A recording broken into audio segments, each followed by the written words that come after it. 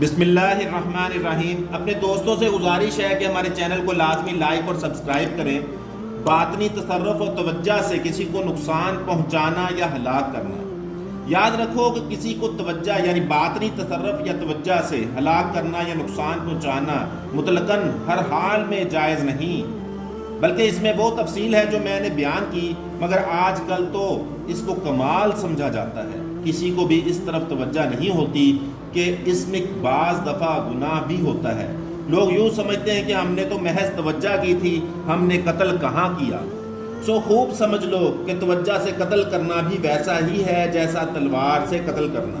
اسی لیے ایسے موقعوں میں توجہ سے بچنا چاہیے، اور اگر کوئی شخص مشاق بھی ہو یعنی اس نے باقاعدہ مشق نہ کی ہو، تب بھی اسے ایسے مواقع میں توجہ سے کام نہ لینا چاہیے، کیونکہ بعض لوگ فطرتاً پیدائشی طور پر صاحب تصرف ہوتے ہیں، مگر اس کو خبر نہ ہو تو ممکن ہے کہ اپنے آپ کو صاحب تصرف نہ سمجھتے ہوں، مگر حقیقت میں تم صاحب تصرف ہو۔ تو اگر اس حالت میں تم نے کسی کو نقصان پہنچانے کا ارادہ کیا اور وہ اس کا مستحق نہ تھا اور نقصان پہنچ گیا تو تم کو گناہ ہوگا، اور یہی حکم عملیات سے ہلاک کرنے کا ہے، یعنی کسی کو بھی اپنی باطنی توجہ کے ساتھ نقصان پہنچانے کی گنجائش نہیں ہے۔